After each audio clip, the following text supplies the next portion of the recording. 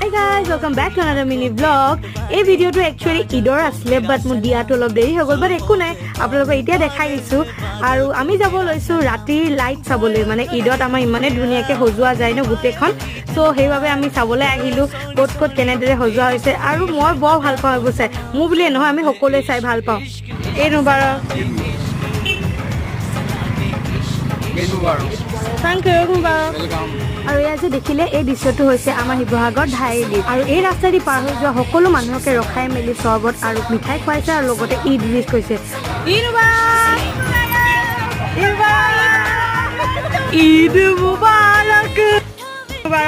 ঈদৰ দিনাখন এনেদৰে ৰাতি ৰাস্তাত যেতিয়া আমি ওলাই যাওঁ এনেকে সিটো ইটো ঈদ মুবাৰক দি থাকিলে ইমান যে ভাল লাগে নহয় জানো আৰু লগতে এই ৰং বিৰঙৰ লাইটছবোৰ দেখি থাকিলে আৰু ভাল লাগে ইয়াৰ আমেজে সুকীয়া আৰু এইটো বছৰ অলপ বেছিকৈ বিশেষ ৰাতি ঈদৰ লাইটছ আৰু দিনত ঢোলৰ মাত গতিকে আজিলৈ ভিডিঅ'টো ইমানে থেংক ইউ ফৰ